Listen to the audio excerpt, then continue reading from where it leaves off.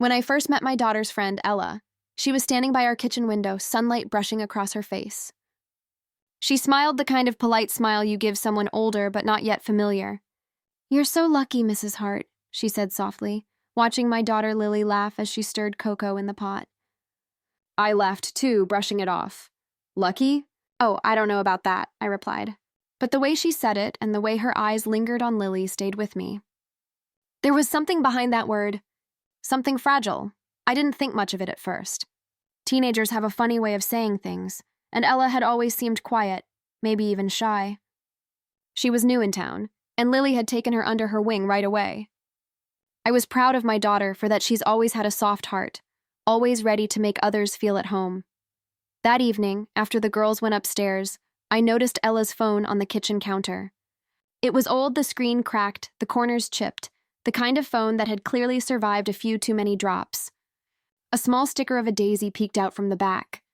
I smiled, slipping it into my hand to bring upstairs until I saw the screen light up, a message, from someone saved as, "Mom, don't be late again."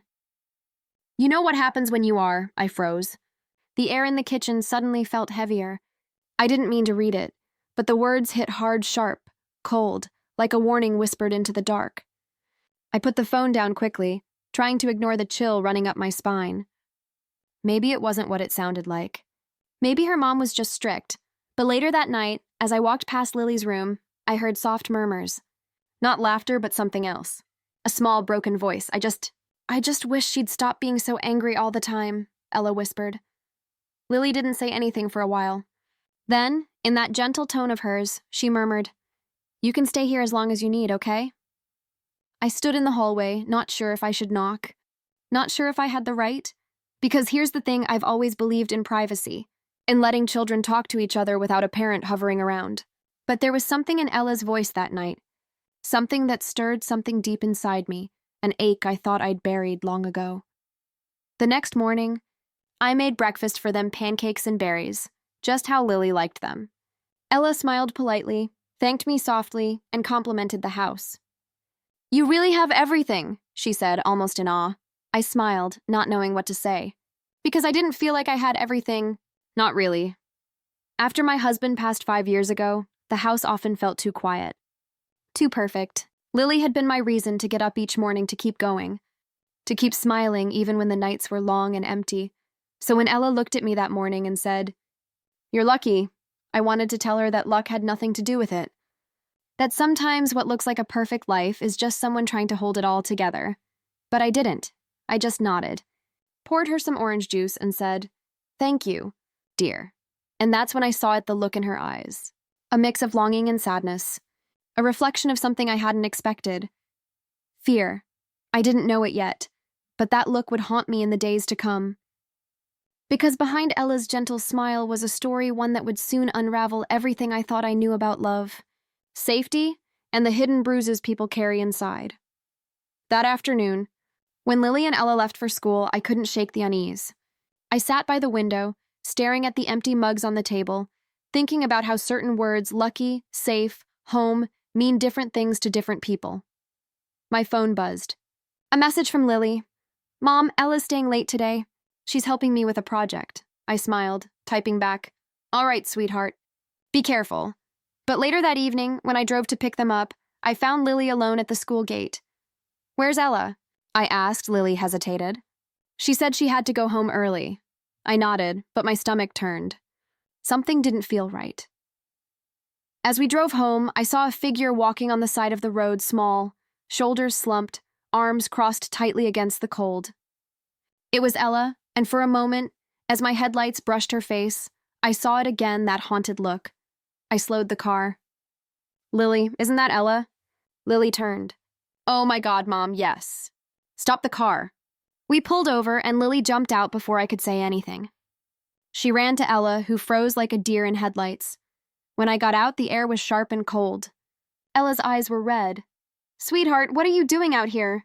I asked gently. She shook her head. "It's fine, Mrs. Hart. I'm just walking home." "Home?" I repeated softly. "At this hour, alone?" She shrugged, trying to smile again, that same brittle, practiced smile. Lily reached for her hand. "Come on, Ella, you're coming with us." Ella looked at me, hesitation flickering in her eyes. I gave her the warmest smile I could muster. You're safe here, dear. Let's go home. And though she nodded, I could see the fear still there, hiding behind her eyes like a shadow. That night, as she slept on the couch with Lily nearby, I stood by the doorway and watched her breathe peaceful. Finally. But something told me peace wasn't something she got often, and I knew, deep down, that her story was only just beginning to unfold. The next morning, when I came downstairs, I found Ella sitting at the kitchen table, her hands wrapped around a cup of tea that had already gone cold. The light from the window touched her face, revealing faint shadows beneath her eyes, the kind that come from sleepless nights rather than tired mornings. Good morning, sweetheart, I said softly, setting down a plate of toast. Did you sleep all right? She hesitated before nodding. Yes, ma'am. Thank you for letting me stay. You're always welcome here, I told her, trying to sound casual. But my chest tightened as I noticed the way she flinched slightly when I reached to pour her more tea. It wasn't a big reaction, just a tiny movement, but one that told a story words couldn't. Lily came in a few minutes later, still in her pajamas, hair messy and smile bright. You guys are up early, she yawned, sliding into the seat next to Ella. I told you Mom wakes up with the sun. Ella smiled at her, and for a moment, that sadness seemed to lift. Watching them together reminded me of when Lily was younger, the way she used to befriend every quiet kid in class, always the one to notice when someone sat alone at lunch. That's what I admired most about her empathy. But as the day went on, something about Ella's silence lingered. She didn't talk much, and when she did, her words felt measured, careful, as if each one had to pass through invisible gates before it reached her lips. Later that afternoon, I found her standing by the garden window, watching the wind play with the rose bushes. I'd been baking. It was something I did when my mind needed quiet, and the smell of cinnamon filled the room. Do you like roses? I asked, coming to stand beside her. She nodded. They're pretty. My mom used to grow them. Her tone changed when she said used to. It carried a weight that pressed into the air between us. What happened to them? I asked gently, her lips curved in a small, almost wistful smile. They didn't survive. We moved a lot. Sometimes there wasn't time to plant new ones. I looked at her then, at the way her eyes stayed fixed on the petals outside, but her mind seemed far away. You must miss them, I said quietly. She didn't answer. Just nodded once, eyes glistening for a moment before she turned away. That night, Lily asked if Ella could stay one more night. She said her mom's working late, Lily explained. Of course, I said without hesitation. She's safe here, but later, while clearing the table, I saw Ella's phone buzzing again. Same name, same number, Mom. The screen lit up with another message. You think you can just disappear? You'll regret this, Ella, my breath caught. I felt a chill sweep through me, not just fear, but anger. Not the kind that burns, but the kind that freezes you in place. I didn't tell Lily, not yet. I didn't want to scare her. Instead, I went to my room and sat on the edge of the bed, the phone's glow still burned into my mind. When Ella came to say goodnight, she looked hesitant, her voice quiet. Thank you again, Mrs. Hart, for letting me stay. You don't have to thank me, dear, I said softly. You're always welcome here. You hear me? She nodded but didn't meet my eyes. Good night. After she left, I couldn't sleep. I kept hearing that message in my head. You'll regret this. Morning came with heavy clouds. Lily and Ella left for school, and I watched from the window as they walked down the street, Lily chattering away, Ella listening quietly, her backpack hanging off one shoulder. When they disappeared from view, I picked up my phone and did something I hadn't planned. I called the school. I asked to speak to the counselor, a woman named Mrs. Green whom I'd met once before. I explained, carefully, that I was concerned about a student, my daughter's friend, and that I wasn't sure if something was happening at home. There was a pause on the other end of the line. Then Mrs. Green's calm voice. You did the right thing calling, Mrs. Hart. We'll check in with her, confidentially.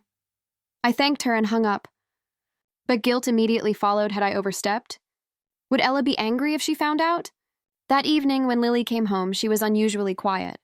Mom, she said, Ella didn't come to class after lunch. They said she went to the counselor's office. I froze. Did she say why? Lily shook her head. No, but she texted me after school. She said she's fine. But she didn't sound fine. The message she showed me said, "Thank you for being my friend, Lily. Tell your mom she really is lucky." My heart dropped. There it was again, lucky. But this time it didn't sound admiring.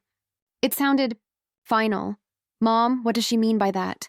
Lily asked. I tried to smile, but my throat was tight. "Maybe she just means she's grateful," I said softly. But deep down, I knew it wasn't that simple. I barely slept that night. Every sound, the creak of the house, the wind outside made me think of Ella. I kept wondering if I'd done enough or too much. Then just before dawn, my phone buzzed. A number I didn't recognize. When I answered, a calm voice said, "Mrs. Hart? This is Mrs. Green. I thought you should know Ella's been placed in temporary care. She was found at home last night after a neighbor reported loud shouting. She's safe now." Safe. That word, the one I'd said so many times, hit me differently that morning. I thanked her, my voice trembling. When Lily woke up, I told her what happened, as gently as I could. She cried. Of course, she's always been the kind of girl whose heart beats too close to the surface. "She didn't deserve that, Mom," she sobbed. "She's the kindest person I know." I held her, stroking her hair. "I know, sweetheart, but maybe now she'll finally get the help she needs." Still, something about Ella's last message wouldn't leave me. "Tell your mom she really is lucky." Lucky for what? For a daughter like Lily? For a home that was safe? Or was it something more, something Ella wanted me to see? Later that week, I visited the center where she was staying. I wasn't sure if it was appropriate, but Mrs. Green had said visitors were allowed with permission. When I walked into that quiet room and saw Ella sitting there small, fragile but smiling faintly when she saw me, something in me broke a little. "Mrs. Hart," she said softly. "You didn't have to come." "Yes, I did," I replied, taking a seat beside her. "I needed to make sure you were okay." She looked down at her hands. "I'm okay now, I think." For a long time, neither of us spoke. Then she said something I'll never forget. "You know, when I said you were lucky, I didn't mean it because of the house or the garden or the way everything looks perfect." I looked at her, waiting. "I meant, you're lucky because your daughter loves you. You can feel it when she talks about you, when she looks at you. Not everyone gets that." Her voice cracked at the end. I reached out, taking her hand. "Oh, sweetheart," I whispered. "Love like that, it's not luck. It's something we build, even through pain." She nodded, eyes glistening. "Maybe one day I'll have that too." And I hoped with every piece of my heart that she would. For weeks after that visit, Ella stayed in my thoughts like a soft echo that wouldn't fade. Every time I passed Lily's room and saw her empty second pillow, it reminded me of those quiet nights when the girls would whisper under blankets and giggle until I had to tell them to sleep. The house felt a little emptier without her laughter, and yet, knowing she was somewhere safe helped me breathe a little easier. Lily asked about her every day. "Did the counselor say when she can come back to school?" She'd ask over breakfast. I could see how much she missed her. They'd grown close in such a short time sometimes. That's how souls work. They find each other in the quiet, broken places.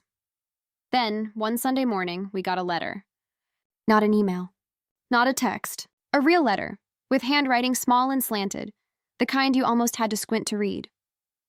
It was from Ella. Lily tore it open carefully, her eyes darting across the page. "Mom," she said softly, "she wants me to read it to you." Her voice trembled as she began. "Dear Mrs. Hart and Lily, thank you for being my safe place when I didn't even know I needed one. I'm still at the center and things are slow. They say healing takes time. I believe them now. I wanted to tell you that I'm okay. Really okay. I'm not scared to go home anymore, because soon I won't have to go back there. They're finding me somewhere new, somewhere peaceful." Lily's voice caught on that word, peaceful. "I think about your house a lot. The smell of pancakes. The way sunlight hits the kitchen window in the morning. I never realized how much warmth can live in a single room. Until I stayed there, my throat tightened as Lily continued. I used to think lucky meant having nice things, the kind I saw in magazines or other people's houses. But now I know it means something else. It means having love that stays. People who care even when you're difficult to love. You have that, Mrs. Hart. You and Lily both." By the time she finished, tears were streaming down her cheeks and mine. I reached over, pulled her close, and held her tight. "You see, sweetheart," I whispered, Sometimes when someone sees something beautiful in our life, it's not because they envy it. It's because they've never had it before. Lily nodded, sobbing quietly into my shoulder. I just wish I could have helped her more. I kissed her hair. You did, darling. More than you know. That letter stayed on our fridge for months. Every time I looked at it, it reminded me that kindness, even small ones, can change the course of someone's story. But Ella's story wasn't over yet. About 2 months later, Lily came home from school with a spark in her eyes. Mom, guess what? Ella's coming back next week. I felt my heart leap. Really? She nodded excitedly. She's been placed with a foster family nearby. Mrs. Green said she'll finish the semester with us. I smiled, though part of me ached at the thought of her starting over again. Still, I was grateful she'd be close, that she'd have a chance to be a teenager again, to laugh and dream without fear. The following week, I was waiting by the school gates when I saw her. She looked different, stronger somehow. Her hair was tied back neatly, and there was a lightness in her step I hadn't seen before. But her eyes, they still carried traces of something deeper. When she saw me, her face broke into a smile. Mrs. Hart. I opened my arms and she ran into them. Oh, sweetheart, I said softly. It's so good to see you. It's good to be back, she whispered. We talked the whole drive home about school, her new foster family, the garden at the center. She told me she'd started painting again. They said I'm pretty good at it, she said shyly. You always had an artist's soul, I told her. You see things others miss. That evening, as the girls sat in the living room watching old movies, I found myself just watching them. Their laughter filled the room like sunlight through open windows. For the first time in a while, the house didn't feel haunted by loss. It felt alive again. But something shifted that night when Lily went to bed early and Ella lingered behind, staring at the family photos on the mantel. She pointed to one of me and my husband on our wedding day. You two looked so happy, she said. I smiled faintly. We were. He was my best friend. What happened? She asked gently. He got sick. Cancer. It happened fast. She was quiet for a while. Then she whispered, I'm sorry. I nodded. Thank you. She looked at the photo again, tracing her fingers along the frame. You must miss him a lot. Every day, I admitted. But in a strange way, I still feel him here. In the laughter. In the love that fills this house. Her eyes softened, but her voice dropped to a whisper. I think that's what makes you lucky.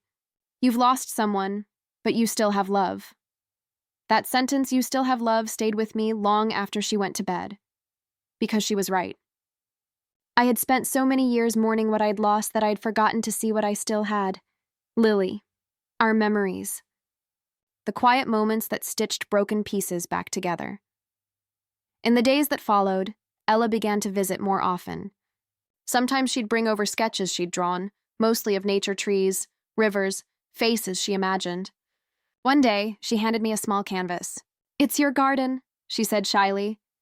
It was beautiful, full of soft colors and delicate brushstrokes, the roses painted in pink and cream, sunlight spilling across the petals. But in the corner, almost hidden, was a small figure of a girl standing near the window. She looks familiar, I said, smiling. Ella blushed. That's me. The day I called you lucky. I stared at the painting, my throat tightening.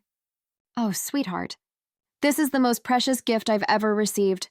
She smiled a real smile this time, not the guarded one she used to wear.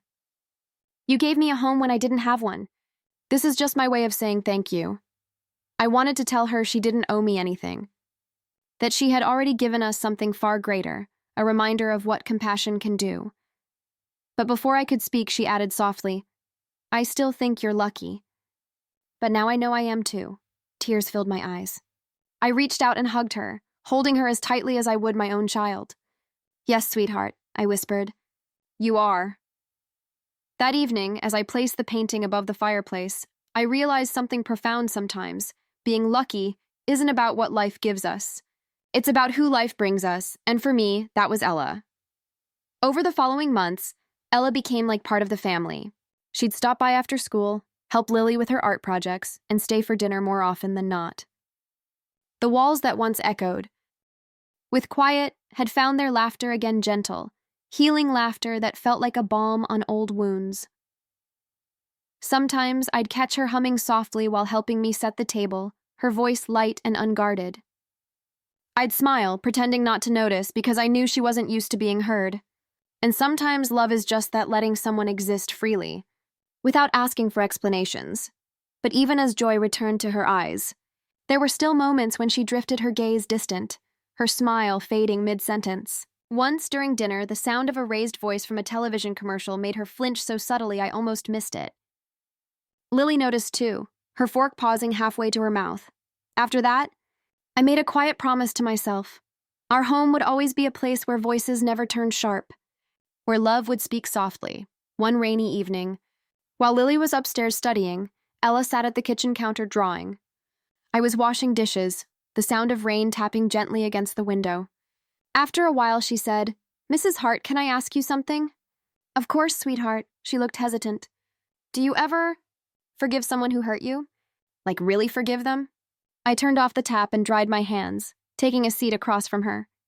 "That's a hard question," I said softly. "Forgiveness isn't something that happens all at once. It's something that grows, slowly, when your heart is ready." She nodded, staring down at her sketchpad. "My mom called me last week," she whispered.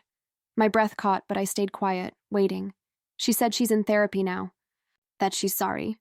That she misses me? Her voice broke slightly. Part of me wants to believe her, but another part doesn't know if I can. I reached out and placed my hand gently over hers. "You don't have to decide right now," I said. "Sometimes forgiveness isn't about letting someone back in. It's about freeing yourself from what they did." Tears welled in her eyes. "I just don't know if she ever really loved me." My heart ached for her, for every child who's ever had to question love. "Sweetheart," I said quietly, "sometimes people are broken in ways that make them hurt others. But your worth isn't defined by the love you didn't receive. It's defined by the love you give, and you have so much of it to give." She looked at me then, her eyes wide and shimmering. "You sound like my mom should have." I smiled sadly. "Maybe one day, you'll become that kind of mother, the one you needed." She didn't respond, but she smiled faintly, a tear sliding down her cheek as she nodded. That night, after she went home, I couldn't sleep. I kept thinking about her words. "Do you ever forgive someone who hurt you?" Because if I was honest, I'd been carrying my own bitterness too. Toward life. Toward the way it had taken my husband so suddenly and left me to raise Lily alone. I realized maybe forgiveness wasn't only for others. Maybe it was something I needed to give myself too. Days turned into weeks, and life settled into a quiet rhythm again. The girls graduated high school that spring, both glowing with excitement and fear about the future. I stood in the crowd, watching them cross the stage, my heart swelling with pride. When Ella's name was called, I clapped until my hands stung. She spotted me in the crowd, and her smile, wide, radiant, unguarded, was worth everything. After the ceremony, she ran to me and Lily, arms outstretched. "We did it!" She laughed, breathless. I pulled her into a hug. "Yes, you did, sweetheart. You both did." We went for ice cream afterward, a silly little tradition we started years ago, whenever something good happened. Ella got vanilla, like always. "It's simple," she once said, "but it tastes like home." That night, when she left, she turned back at the door and said something that made my chest tighten. "Mrs. Hart, thank you for being the kind of mom who stays." Before I could reply, she was already gone, her laughter fading down the street with Lily's. Months later, I got another letter, this time with a college logo stamped in the corner. I recognized the handwriting instantly. "Dear Mrs. Hart, college is strange. Everyone's always rushing, always talking about the future. But sometimes when it's quiet, I still think about your house, the smell of cinnamon, the sound of rain, the way you listened without judgment. You taught me that love doesn't have to be loud to be real. It can be in pancakes or in someone remembering how you like your tea. It can be in silence too, in the kind that feels safe." By the time I reached the end, I couldn't hold back my tears. "Please tell Lily I miss her. And thank you again for everything. I hope one day, when I have a family of my own, I can make my home feel like yours." Signed simply, Ella. That night, I placed the letter beside her, painting the one with the roses and the little girl by the window. I stood there for a while, thinking about how much had changed since that first day. When she'd called me lucky, I hadn't understood. I'd thought she meant it in the surface way: the house, the stability, the laughter. But now I saw it differently. Luck wasn't in what I had. It was in the hearts that had found their way to mine. It was in Lily Bright, compassionate Lily whose kindness had drawn Ella in. It was in Ella herself, for teaching me that broken things can bloom again when given light. And maybe, just maybe, it was in me for learning that love doesn't end with loss. It expands. That night before bed, I looked at the 2 photos on my dresser, one of my husband and me, and one of the girls at graduation, their arms wrapped around each other. I whispered softly to the quiet room. You were right, Ella, I really am lucky, and for the first time in years, my heart felt full. Time, I've learned, has a way of softening even the sharpest edges of memory. Years passed, and the seasons shifted through our lives like slow, quiet chapters. Lily went off to study psychology, inspired, I think, by the things she'd seen, the people she'd loved, the stories that had shaped her heart. Ella, too, stayed close. She never called often, but her letters came like clockwork, each one a small window into her new life. She'd write about the friends she'd made, the art classes she loved, the tiny apartment she'd decorated with secondhand furniture and sunlight. It's not perfect, she once wrote, but it's mine. And it feels like freedom. I'd smile each time, tracing the neat loops of her handwriting with my finger, remembering the shy girl who once flinched at sudden sounds and apologized too often for taking up space. She was blooming not into someone new, but into the person she'd always been, hidden beneath fear. One autumn morning, a small envelope arrived with no return address, just my name written in familiar handwriting. Inside was a photo of Ella standing in front of a gallery wall, her artwork displayed behind her. She was smiling wide, confident, radiant. On the back, she'd written only 4 words. Thank you for home. I stood there, holding that photo, tears warming my eyes. It's strange how love sometimes circles back to you quiet, unseen, like sunlight through a window you'd forgotten was open. That evening, I made tea and sat by the same kitchen window where Ella once stood years ago. The house looked the same, the roses still blooming outside, the same wooden table, the same hum of life in every corner. Yet somehow everything felt different, because it wasn't just a house anymore. It was a testament to kindness, to survival, to second chances. When Lily came home for the holidays, the first thing she did was hug me tighter than usual. I saw Ella last week, she said, smiling. She's incredible, Mom. She's teaching art therapy to kids now. She said she wants to help children the way people helped her. I felt my eyes sting. Oh, sweetheart, that's beautiful. She told me something else, too, Lily added softly. She said, tell your mom I still think she's lucky. But now I know she's also brave. Brave. The word lingered in my mind long after Lily went to bed. I'd never thought of myself that way. I'd spent so much of my life feeling like I was just holding on, doing what had to be done. But maybe bravery wasn't always loud or visible. Maybe sometimes it was just showing up again and again for the people who needed you. That night, I went through an old box of things I'd kept: letters, drawings, little fragments of the past. At the very bottom was a folded piece of paper. Ella's first note, the one she'd written when she was placed in care all those years ago. Tell your mom she really is lucky. I unfolded it, smoothing the creases with trembling hands. I remembered how I'd once read those words with confusion, even fear, but now they made perfect sense. Because luck isn't about fortune. It's about connection. About the moments and souls that find each other by chance and stay by choice. I realized then that Ella hadn't just been Lily's friend. She'd been a mirror one that showed me who I'd become after years of love and loss. Someone who could still open her heart, even when it had once been broken. The next morning, as the sun filtered through the curtains, I walked into the garden. The roses were heavy with dew, the air cool and gentle. I knelt to touch one soft petals glistening like tiny drops of glass. I thought of Ella's mother, somewhere out there, trying to make things right in her own way. And I hoped she too would find forgiveness one day, not from others, but from herself. I whispered a quiet prayer for Ella, for Lily, for every soul who's ever felt unloved or unseen. May you all find your home, I murmured, my voice carried away by the morning wind. Later that day, Lily joined me on the porch with 2 mugs of cocoa. Do you ever think about how everything happens for a reason, Mom? She asked, leaning her head on my shoulder. I smiled faintly. Sometimes. Though I think the reasons don't always make sense until much later. She nodded thoughtfully. I think Ella came into our lives to teach us something. She did, I said softly. She taught us that love doesn't have to come from where you expect it. Sometimes it finds you through someone else's brokenness. Lily was quiet for a long time. Then, in a whisper, she said, "You're still her mom in a way, you know." I looked at her, startled by the tenderness in her voice. "I don't know about that." "I do," she said firmly. "You gave her what a mom should: safety, warmth, forgiveness." Her words sank deep into my heart. I didn't respond, just pulled her close and kissed the top of her head. Sometimes silence carries more truth than words ever could. Months passed again, and one spring afternoon I received a phone call that would stay with me forever. "Mrs. Hart?" a soft voice said on the other end. "It's Ella." My heart leapt. "Ella! Oh, sweetheart, it's so good to hear your voice."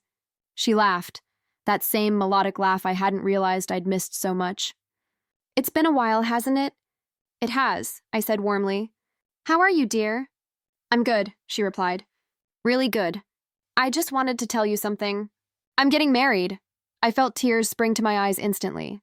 "Oh, Ella, that's wonderful news. I wanted you to be the first to know," she said softly. "You and Lily, you're both family." The word family hit me like a quiet sunrise, slow, golden, inevitable. We talked for nearly an hour. She told me about her fiancé, about how kind he was, how he listened when she spoke, how he made her feel safe. "He's gentle, Mrs. Hart," she said. "The kind of gentle that feels steady."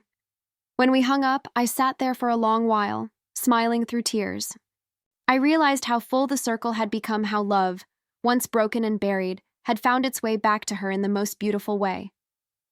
The day of her wedding, she sent a photo. She stood under an arch of white roses, the same kind that grew in our garden. In her hands was a small bouquet, and tucked into it was a painted charm. It was the little figure from her first painting, the girl by the window. Underneath it, she'd written one last note: "To the woman who showed me what home feels like." And that's when I finally understood the word that began it all, the one that haunted me for years. Lucky. It wasn't about what I owned, or even what I'd survived. It was about the people who had walked into my life and, through love, had made it worth living again. And as I stood by that same kitchen window, the afternoon light spilling softly across the room, I whispered with a trembling smile, "Yes, Ella, we were both lucky." The day Ella got married, the sky was the kind of clear blue that feels like a promise. I wasn't there in person.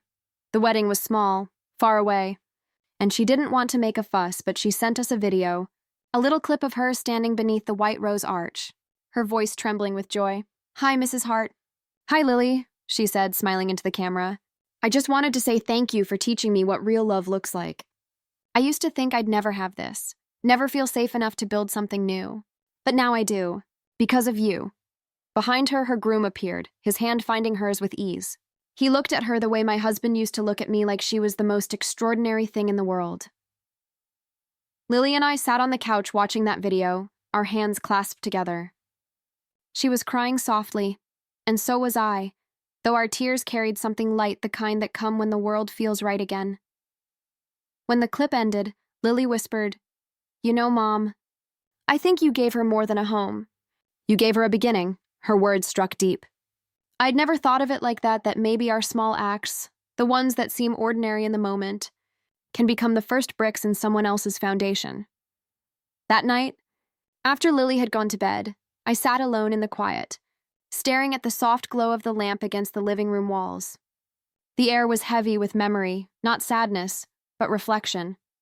I thought about all the different versions of Ella I'd known: the quiet, frightened girl with trembling hands, the curious teenager who whispered secrets in the dark, the young woman who had found her voice and used it to help others. And then I thought of my own journey, of the years I'd spent after my husband passed, moving through grief like walking through fog. How Ella had unknowingly brought color back into a world I'd let fade to gray. It occurred to me then that love is rarely one-directional. It's a circle. You give it, and it finds its way back to you, maybe not from the same person, but from life itself. In helping Ella heal, I had healed too. A week after her wedding, another letter arrived. This one was longer, written on delicate cream paper with her new last name signed in elegant handwriting. Dear Mrs. Hart, I hope this letter finds you surrounded by sunlight and the smell of your roses. I wanted to tell you that I'm happy, deeply, peacefully happy. I never thought I'd use that word without fear attached to it, but here I am. You once told me that love isn't luck. It's something we build. I think I finally understand that now. We build it every time we choose kindness over bitterness, every time we open our hearts when it would be easier to close them. You taught me that, without ever meaning to. You and Lily showed me that home isn't a place, it's people. It's the way someone looks at you like you matter. It's the sound of laughter that feels safe. By the time I reached the last paragraph, my hands were trembling. I named my first art collection Lucky. It's about finding beauty in imperfection, about how love can turn pain into something worth remembering. I'd like you to have the first piece. It's titled The Window. When the package arrived a few days later, I opened it carefully, unwrapping layers of brown paper until I saw the painting's soft pastels blending into a warm, golden glow. It was the same kitchen window, our window, with sunlight pouring through and two shadows standing side by side. One tall, one small. In the corner, a vase of roses, and on the windowsill, a tiny cup of tea. My breath caught. She had captured everything. The warmth, the calm, the quiet love that had bound us together. I hung it above the mantel, next to her first painting. Together, they told a story of beginnings, of healing, of connection that outlived circumstance. Later that evening, Lily came home from work and stopped in front of the painting, her eyes wide. Mom, she whispered, it's perfect. I nodded, tears already slipping down my cheeks. It is. She studied it for a long time, then smiled softly. You know, I think we're all part of that window now. I looked at her, confusion softening into realization. How do you mean? She shrugged lightly. Ella painted what she saw love that stretches between people. You gave it to her. She gave it back, and I get to carry both of you inside me. Her words sank into the quiet like sunlight through glass. For the first time in years, I didn't feel like life was divided into before and after before my husband passed, after Ella came into our lives. It all just felt like one long, imperfect, beautiful story, a story of love finding its way through grief, fear, and time. The years kept moving. As they always do, Ella and her husband had a daughter, little Rosie. The first time she sent us a picture, I nearly dropped the phone. The child had Ella's eyes gentle, thoughtful, with a spark of quiet curiosity. Under the photo, she'd written, "Meet Rosie, named after your garden." Lily and I cried for hours, laughing through tears, our hearts swelling with the kind of joy that aches in the best way. When Rosie was 3, they came to visit. I'll never forget that day, the sound of small feet on my porch, the way Ella stood there, older now, but peaceful. Her smile was no longer a mask. It was home. Mrs. Hart, she said, wrapping her arms around me. It's been too long. Oh, sweetheart, I whispered, holding her tight. You'll always have a place here. She pulled back, smiling through tears. I know. I never stopped feeling it. Then little Rosie peeked out from behind her mother, clutching a tiny stuffed bunny. Are you Grandma Hart? She asked shyly. My heart melted right there. I laughed softly. Well, I suppose I can be if you'd like. She grinned. Okay, and just like that, the circle closed. That evening, as the sun dipped low and the house filled with the sound of laughter again, I realized something I'd waited a lifetime to understand, that sometimes the family we build along the way becomes the truest kind of family there is. And as Rosie toddled around the living room, her giggles echoing through the same walls that once held silence and sorrow, I whispered to myself once more, yes, we really were lucky. That evening, as twilight settled over the garden, I sat on the porch watching Rosie chase fireflies with Lily. The little girl's laughter carried through the warm air, light and pure, the kind of sound that melts away everything heavy. Ella sat beside me, a soft blanket over her knees, a cup of tea in her hand. She's beautiful, I said, smiling. She's stubborn. Ella laughed gently. Just like I was. No, I replied, shaking my head. She's brave like her mother. For a moment, Ella didn't speak. She just looked at me, her eyes glimmering with the same emotion I'd seen years ago, the one that lived somewhere between gratitude and disbelief. You know, she said quietly. Sometimes I still think about that day I told you you were lucky. I had no idea how much that moment would change my life. I turned to her, studying the woman she'd become. Her shoulders no longer carried the invisible weight they once had. Her smile no longer trembled. She was whole now. Not unscarred, but whole, I think, I said softly. That day changed mine too. She smiled, her gaze drifting toward the horizon. The sky was painted in shades of pink and gold, and the scent of roses floated gently on the breeze. It's strange, isn't it? She murmured. How one small moment, one word can begin everything. Yes, I said. It only takes one look, one act of kindness, one open door. Rosie ran up then, holding a tiny jar of fireflies, her cheeks flushed. Look, Grandma Hart, I caught stars! Ella laughed through tears. You did, sweetheart. You really did. I took the jar from her small hands, the soft glow lighting her face. You know, Rosie, I said, sometimes the brightest lights come from the smallest things. She tilted her head. Like what? Like kindness, I said gently. Like the way your mommy smiles at you. She giggled, not quite understanding, and ran back to Lily. Ella leaned back in her chair, sighing softly. She loves it here. She keeps saying it smells like happiness, I smiled. That's because it's made of love, sweetheart. Every bit of it. Later that night, after they'd gone to bed, I found myself wandering into the living room. The lamp cast a golden glow across the paintings above the fireplace, the first one Ella ever gave me. And the window, her last. I stood there for a long time, tracing the lines of light and shadow she'd painted years ago. Each stroke told a story, one we'd both lived through in our own ways.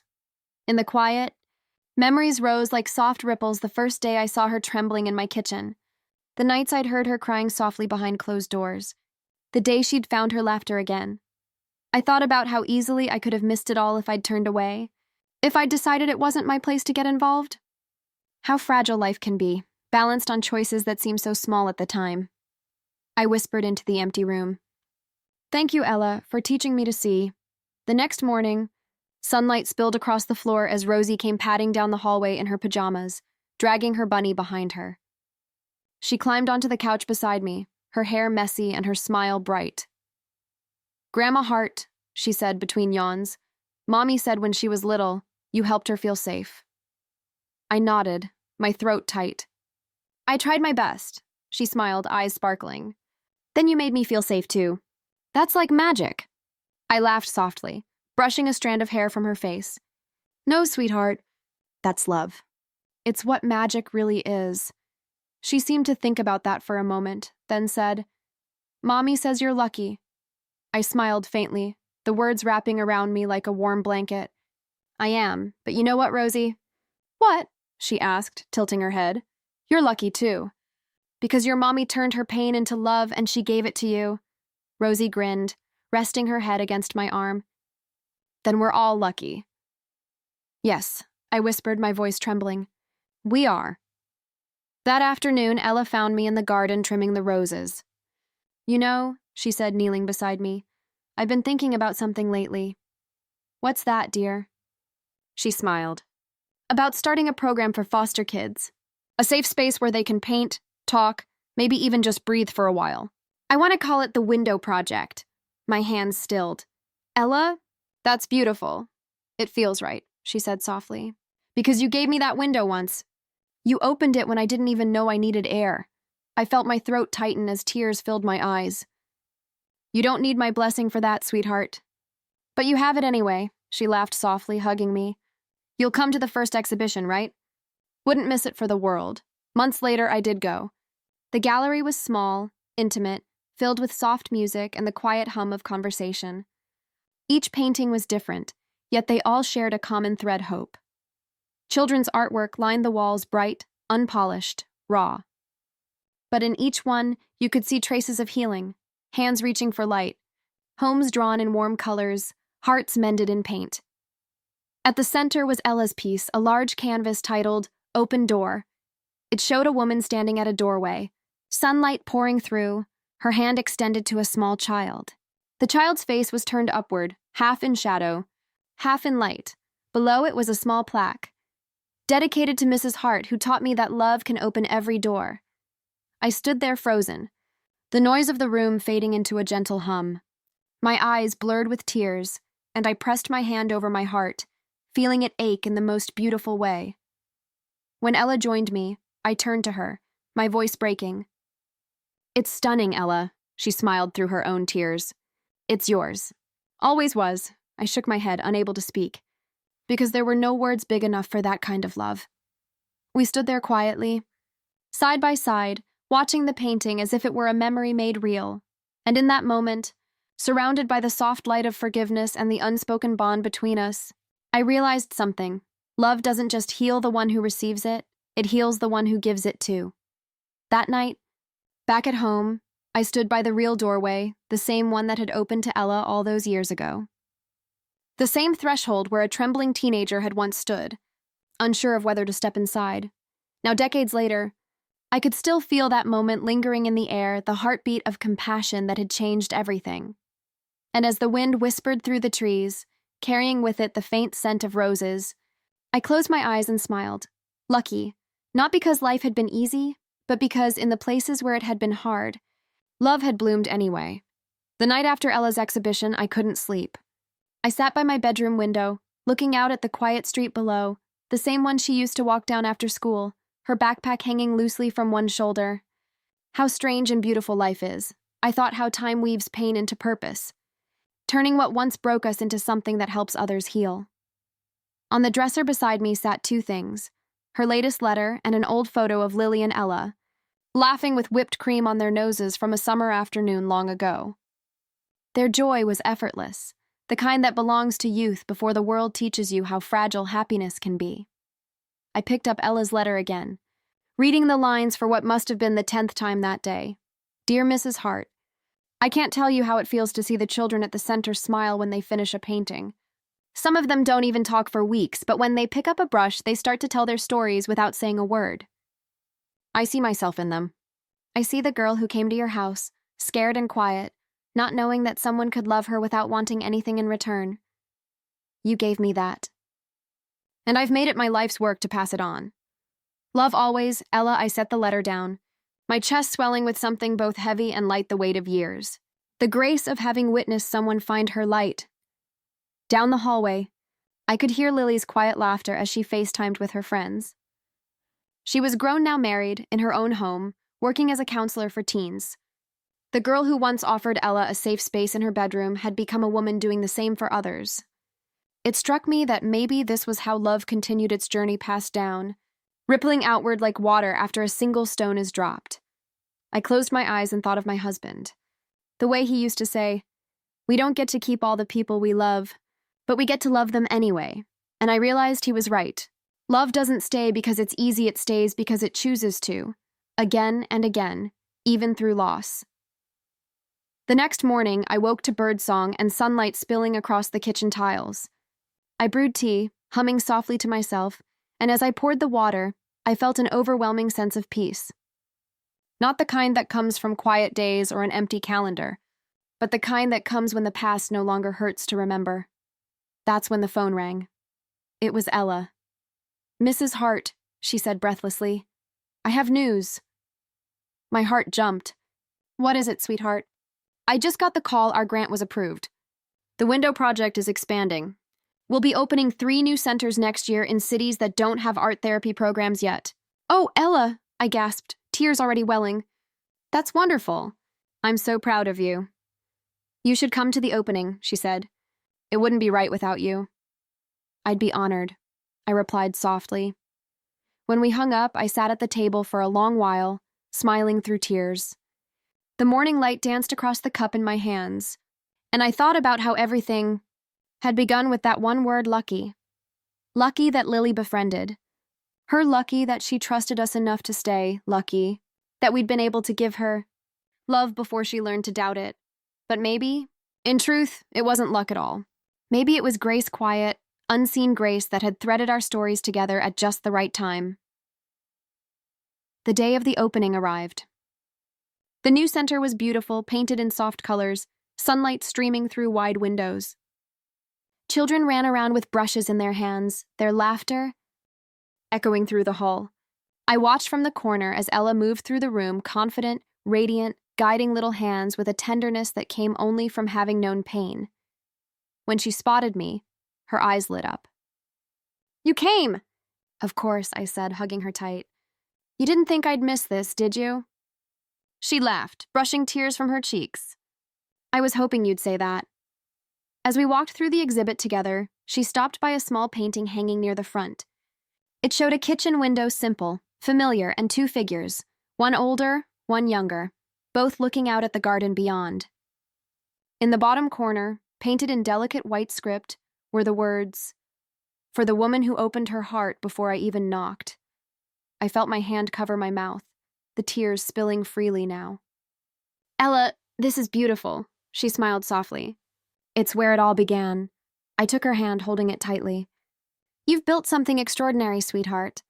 You've turned your pain into light." She nodded, her eyes glimmering. "Because you showed me it was possible." Later, as the event quieted and the last of the guests trickled out, we sat on a bench outside. The evening sun was dipping low, painting the sky in soft amber hues. Children's laughter still floated faintly from inside. "Do you ever think about him?" she asked gently. "Your husband," she added quickly. "Mr. Hart," I smiled faintly. "Every day. But it's not sad anymore. It's warm. Like he's still here, just in another way." Ella nodded thoughtfully. "I think he'd be proud of you." "Oh, sweetheart," I said softly, turning to her. "I think he'd be proud of us." We sat there in silence for a while. The kind that doesn't need words, the kind built from shared history, from love that has already said everything it needed to. The air grew cooler, the light dimmer, and I realized that moments like these, quiet, gentle, full of peace, were the truest form of happiness, the kind that doesn't shout, but settles deep in the soul. Before we said goodbye, she turned to me one last time and said, "Mrs. Hart, if I could go back in time, to that day when I told you you were lucky, I'd still say it. But this time I'd tell you why." I smiled, brushing away a tear. "Why then?" "Because," she said softly, "you knew how to love someone who didn't know how to be loved. And that's the rarest kind of luck there is." That night, when I returned home, I stood again at my kitchen window. Outside, the roses glowed faintly in the moonlight, swaying gently in the breeze. The same roses that had watched over years of laughter, loss and love, and I whispered just loud enough for the night to hear, "Thank you for every beginning I never saw. Coming, because maybe life isn't about the moments we plan. For maybe it's about the ones that find us. Anyway, and teach us what love really means." The days after the center's opening felt quieter somehow, the kind of quiet that comes after something sacred. I found myself thinking of Ella often, wondering if she truly knew what she'd built. Not just the walls of a center, but a legacy of compassion. A living echo of love that would ripple through lives she'd never even meet. Sometimes I'd catch myself standing by the garden window, tea in hand, watching the light move across the floor. It was the same light that had once touched her face when she'd said that word, lucky. I could still hear it, soft and hesitant, like a secret she didn't know how to share. I smiled to myself, thinking how, after all these years, that single word had written an entire lifetime of stories, Lily called that evening. "Mom," she said, her voice warm and lively, "guess what? Ella's coming on the podcast next month. We're doing an episode about resilience." My heart swelled with pride. "Oh, she'll be wonderful." "She's lived it. She told me she's naming it The Art of Healing." I laughed softly. "That sounds just like her." Then Lily's tone softened. "You know, Mom, Ella said something to me the other day that reminded me of you. She said, some people enter your life like a sunrise, not loud, not sudden, but everything's different after they do." I went still, blinking back tears. "That's beautiful," Lily chuckled gently. "It is. I told her that's exactly how she described you." For a moment, I couldn't find my voice. My throat ached with emotion. "Oh, sweetheart," I whispered. "I just did what anyone should do." "No, Mom," she said softly. "You did what most people don't." That night, I walked out into the garden. The roses were blooming again, their scent thick in the cool night air. I remembered how, years ago, Ella had told me her mother used to grow them. I wondered if she ever had the chance to see them again to make peace with the past that once hurt her. I closed my eyes and whispered a quiet prayer for Ella's mother, for all the mothers who couldn't be what they wanted to be, and for the daughters who learned to love anyway. When I opened my eyes, the stars were scattered across the sky like silver dust. I thought of Ella's words, the art of healing, and realized healing truly is an art. It's not something that happens to you. It's something you create, one brushstroke at a time until the pain turns into color, until what once felt unbearable becomes something quietly beautiful. The next morning, I woke up to a small parcel on my doorstep. It had no return address, just my name written in delicate handwriting. Inside was a book, a children's book, in fact. On the cover, watercolor drawings of windows and gardens, each page soft and gentle like a lullaby in paper form. The title read, Lucky, a story about finding home, and below it, in small print, written and illustrated by Ella Hartman. I sat down at the kitchen table, hands trembling slightly, and began to read. It was about a little girl named Rosie, yes. Her Rosie who wandered through the world carrying a small, empty jar. Everywhere she went, she tried to catch light in it, but it always slipped away. One day, she met a woman who showed her that the jar wasn't meant to hold light, it was meant to reflect it. And that once you filled your heart, not your jar, you'd never lose it again. On the last page, there was a small note. For Mrs. Hart, who taught me that love is the light we carry home. I pressed the book to my chest, tears falling freely. I could almost hear her voice, the quiet, thoughtful tone she used when she spoke from her heart. And in that moment, I realized she'd done it. She'd healed, completely. Not because the past had disappeared, but because she'd made peace with it, painted it in new colors, given it purpose. When Lily came to visit that weekend, I showed her the book. She smiled, flipping through the pages slowly. It's beautiful, she murmured. It feels like her. It does, I agreed, my voice soft. It feels like us too, doesn't it? She nodded. Like the story never really ended. It just kept changing shape. We spent the rest of that afternoon in the garden, the same garden where Ella had once stood, watching the roses sway. The air smelled of earth and sweetness, and for a while neither of us spoke. There was nothing to say, everything we needed was already understood. At one point, Lily reached over and took my hand. You know, she said quietly, I used to think you were lucky because you always knew what to do. But now I think you were just brave enough to try. Her words touched something deep inside me, the part that had always questioned whether I'd done enough. Whether I'd been enough.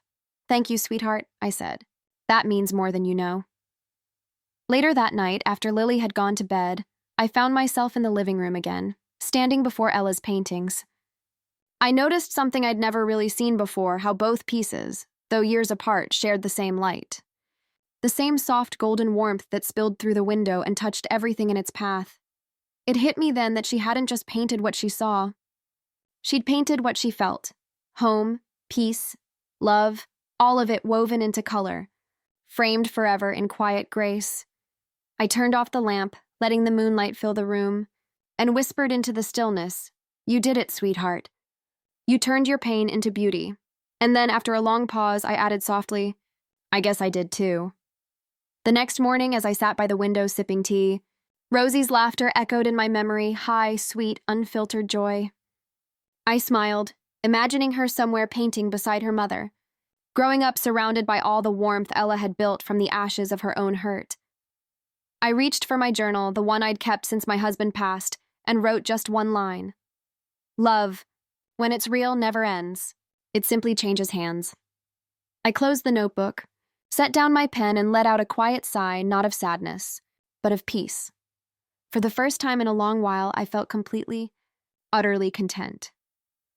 It's funny how life slows down in the quiet years. The moments stretch, soft and gentle like sunlight through lace curtains. Mornings come with their familiar rituals, the whistle of the kettle, the rustle of the newspaper, the hum of a life that's learned to be at peace. Sometimes, when I sit by that same window, the one that's seen so many beginnings and goodbyes, I still see echoes of everyone who once filled this house. Lily's laughter floating down the hallway, Ella's shy smile as she asked for more cocoa, my husband's soft hum as he trimmed the roses. All of them still here, in some quiet way. The walls remember, and I've come to believe that love, the real kind, never leaves the places it's touched. It lingers, invisible but alive, in every breath and every beam of morning light. It was early spring when Ella called again. Her voice was as warm as I remembered. "Mrs. Hart," she said, "I wanted to tell you something. Rosie just had her first art show." I laughed, heart swelling. "She did? That's wonderful." "She painted a garden," Ella said proudly, "with a little girl holding a jar of light." My eyes burned with tears. "Oh, sweetheart." "She's following in your footsteps," Ella laughed softly. "I think she's following in yours." There was a long pause between us, the kind that felt full instead of empty. Then she said, "I still think about that day you stopped the car." I smiled faintly. "I think about it too." "You didn't have to pull over," she said, her voice trembling slightly. "But you did. You didn't know me. You didn't owe me anything. You just saw me, I think," I said quietly. "That's what love really is, seeing someone before they believe they're worth looking at." She didn't speak after that, just breathed softly on the other end, both of us sitting in our separate spaces, hearts connected across years and miles. Before hanging up, she whispered, "I love you, Mrs. Hart," and I said what I'd always felt but never said out loud. "I love you too, sweetheart." After the call, I sat by the window, letting the silence fill the room. I thought of that first day again, her small figure on the roadside. The fear in her eyes, the quiet courage in her voice when she said, "You're lucky." She had no idea then how right she was. Lucky that our paths crossed. Lucky that I got to love her, even just for a season. Lucky that in helping her find her way, I found mine again too. The clock ticked softly on the wall. Outside, the garden swayed in the breeze, and a single rose petal drifted down, landing on the windowsill. It felt like a sign, small, quiet, beautiful. Weeks later, a package arrived. Inside was a framed photograph. Ella, her husband, and Rosie, all standing in a field of wildflowers. Their smiles were wide and unguarded, their joy effortless. Tucked behind the frame was a note in Ella's familiar handwriting. "Dear Mrs. Hart, I wanted you to have this. You once told me that love expands, that it doesn't vanish when we lose people. It just finds new places to live. You were right. You live here, in this family, in every good thing we have. You were the beginning of my healing, the voice that told me I mattered before I believed it myself. I used to think being lucky meant having a perfect life. Now I know it means having people like you. With love forever." Ella pressed the letter to my chest, eyes closing. The tears coming quietly, not from sorrow, but from the sheer weight of gratitude. Because how often do we get to see the full circle of our kindness? How often do we get to know, truly know, that we made a difference? That evening, I placed the photograph beside the paintings on the mantel.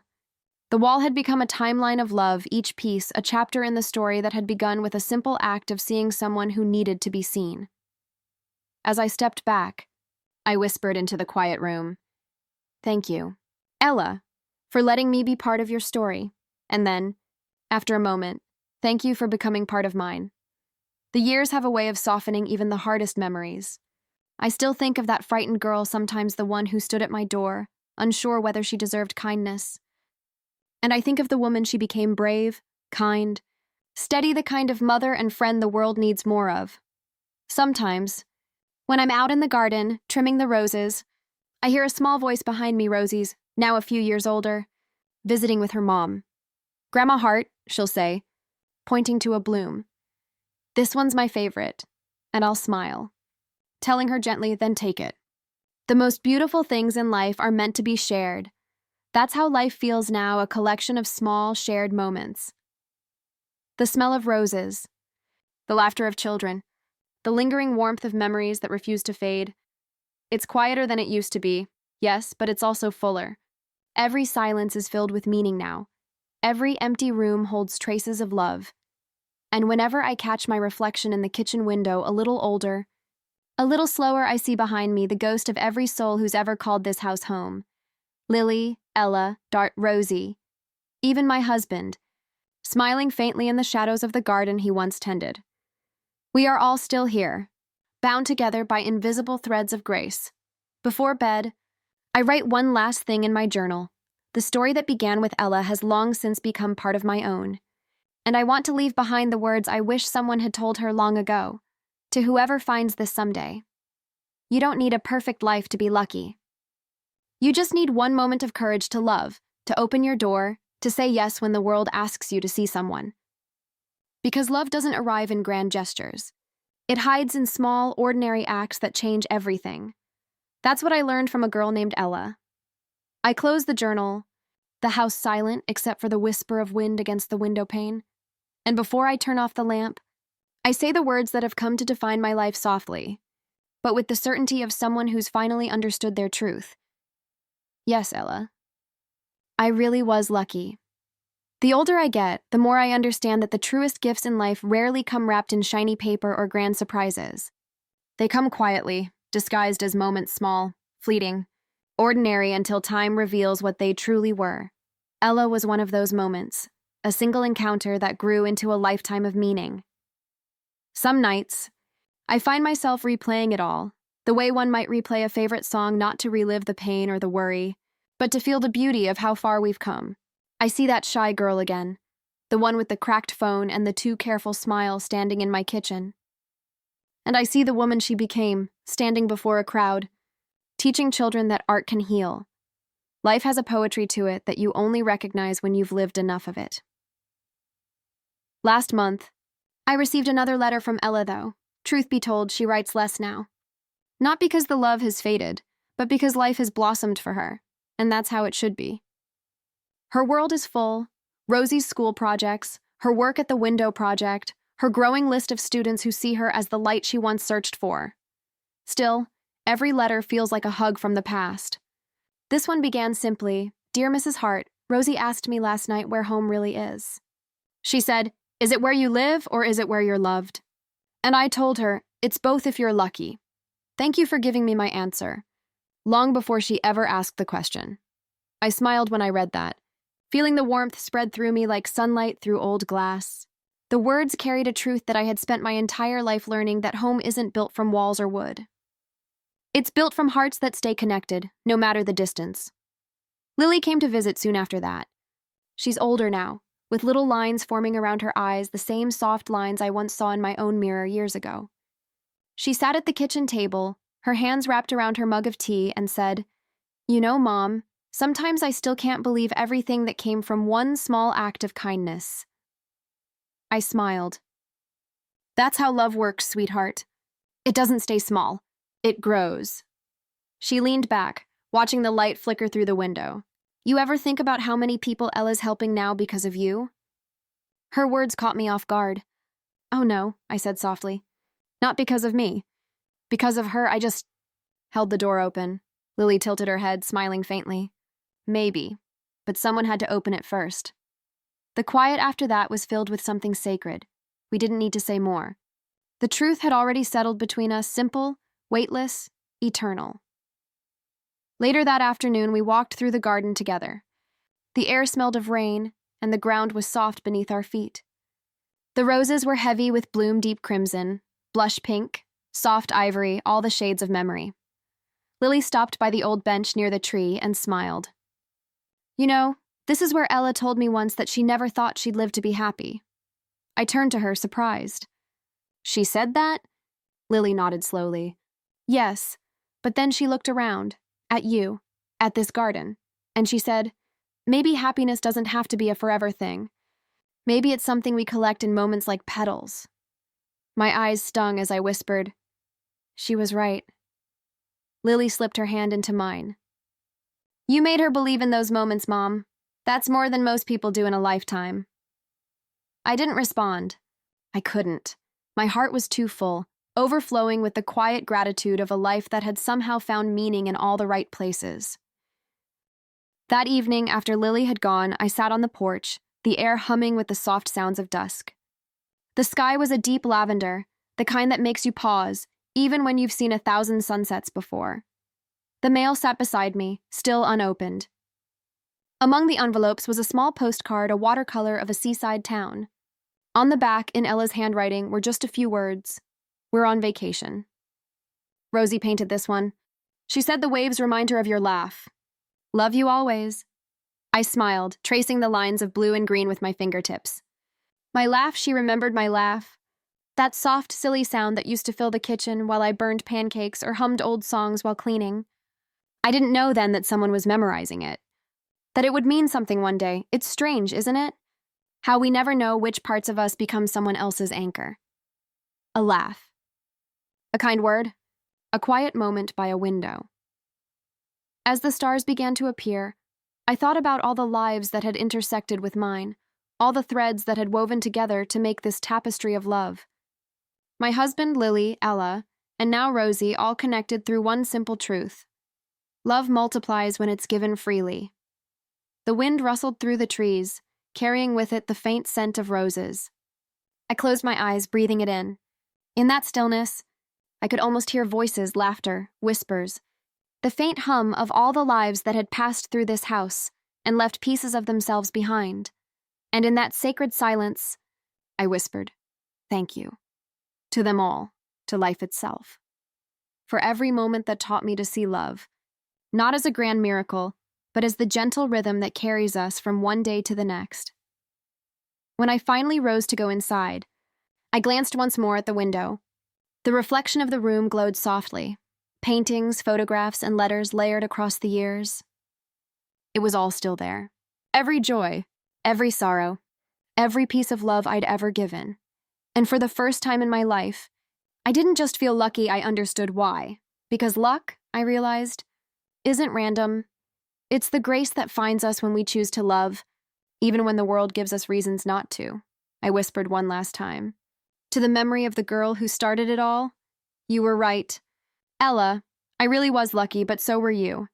The days feel slower now, not heavy, just soft. The kind of slow that makes you notice the sound of the wind or the way sunlight pools across the floor. My steps have grown smaller, but my world hasn't. It's still full of letters, laughter, and love that stretches across time like golden thread. I've begun to think of life as a painting, one that's never truly finished. Each person who walks into your story leaves a brushstroke behind, sometimes bright, sometimes dark, but always essential. Ella's brushstrokes were the kind that softened everything around them, the kind that made the world a little warmer, a little more forgiving. I often wonder what she'd say if she saw me now, gray hair, slower voice, still keeping that same window open every morning. I think she'd smile and say, "You still start your days with light, Mrs. Hart," and I'd tell her, "Because light is where you live, sweetheart."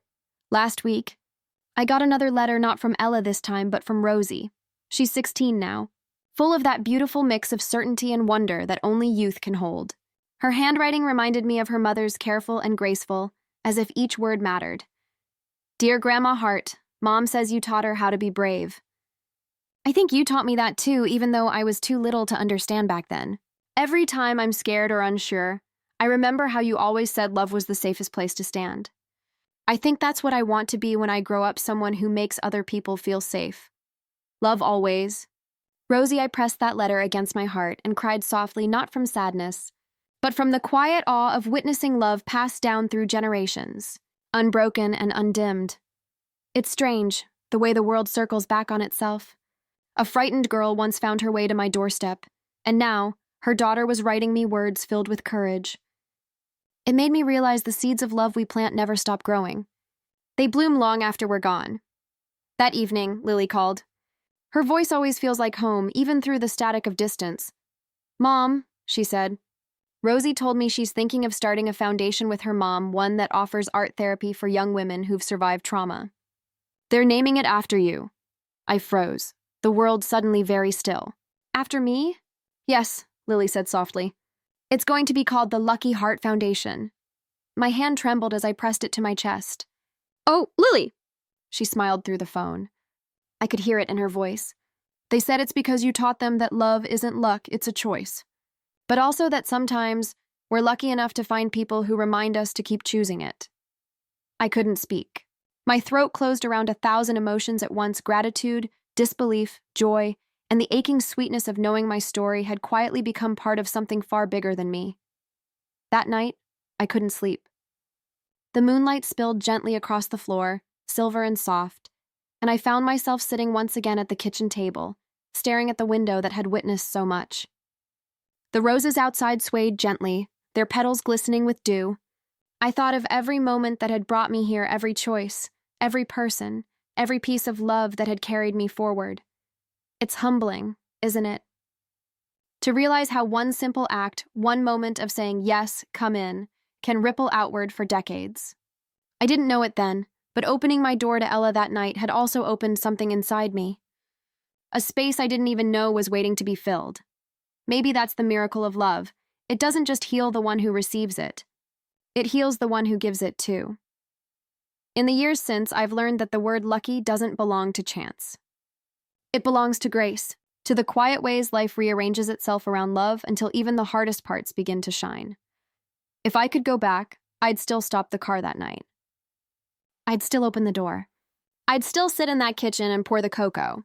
I wouldn't change a thing. Because in helping her find her way, I found mine too. When I look back now, I see how it all fits: the grief, the laughter, the lessons. Every bit of it necessary. Every bit of it holy. Sometimes, when I close my eyes, I imagine Ella standing in her art studio sunlight, warming her shoulders, her hair tucked behind her ear, paint on her fingers. I see Rosie beside her, humming softly as she sketches, their laughter filling the air. And I feel my husband's presence somewhere close, quiet, steady, smiling the way he used to when something good was unfolding. And then I think of Lily, my Lily who carries pieces of them all in her heart, and I realize I have lived a lucky life, not because it was easy, but because it was real. Before bed, I take my journal one last time and write these words. If love finds you in any form, through any person, don't question it. Don't turn it away because you think you're unworthy, or unready, or broken. Let it in, because love doesn't ask if you deserve it. It simply says, I'm here. And when you choose to love in return, that's when life stops being ordinary. That's when it becomes blessed. I close the book, my fingers brushing over its worn cover. The house is quiet now. The kind of quiet that feels full, not empty. And as I turn off the lamp, the reflection of the window glimmers faintly in the dark, the same golden glow it's always had, the same light that started it all. I smile to myself, whispering one last time into the night, lucky. Yes, always. Morning comes softly now. The sun doesn't rush anymore. It takes its time, spilling gently across the windowsill, warming the old teacups, the framed photographs, the quiet corners of a home that has seen it all. I sit by the window, as I always have, a blanket around my shoulders and a cup of tea in my hands. Outside, the roses sway the same bushes my husband planted all those years ago, the same ones Ella painted when she was just a girl. Their petals glisten under the morning dew, delicate and alive. It's peaceful here. The kind of peace that comes not from the absence of pain, but from the understanding of it. I look around this house, the paintings on the walls, the letters stacked neatly in a wooden box, the faint laughter that still echoes if you listen closely enough, and I realize it's all still here. Every bit of love that ever touched this place has lingered. None of it ever truly left. Love never does. Yesterday, Rosie came by. She's taller now, with her mother's quiet grace and my daughter's easy smile. She brought flowers, white roses, and a small notebook wrapped in ribbon.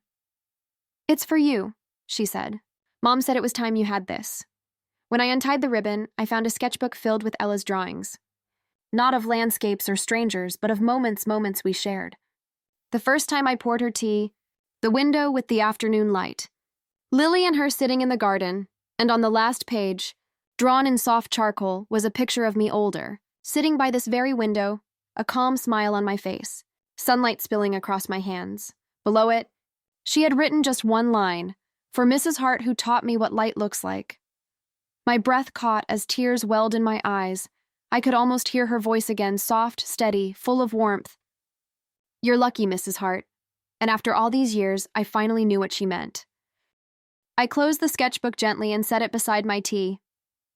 The world outside is quiet except for the distant sound of birds. The air smells of roses and the faint trace of rain on soil. I think about how life always comes full circle, how love, once given, never fades. It transforms, it multiplies, it carries forward through other hearts. Ella once walked into my life carrying fear and silence. She left it filled with color and grace. And now, through Rosie, through her art, her laughter, her kindness, that love lives on. The story doesn't end. It never really does. It just changes hands. Lily calls later that morning. "Mom," she says, "Rosie's planning another exhibit. She wants to call it The Lucky Ones. She said it's about people who found family in unexpected places." I smile, my heart swelling. "Then it sounds like our story, doesn't it?" "Yes," Lily says softly. "It does." When we hang up, I lean back in my chair and look out the window once more. The light has shifted, now golden, glowing, alive. The same light that once fell on Ella's frightened face so long ago. Only this time there's no fear left in it. Only love. Only peace. As the clock ticks softly on the wall, I whisper one last time, not to the room, not to the past, but to the world that gave me these moments. Thank you for letting me be lucky. And with that, I smile, knowing that love, the quiet, steadfast kind, will go on telling our story long after the words have faded. Because love, once given freely, is never lost. It simply keeps finding new hearts to call home.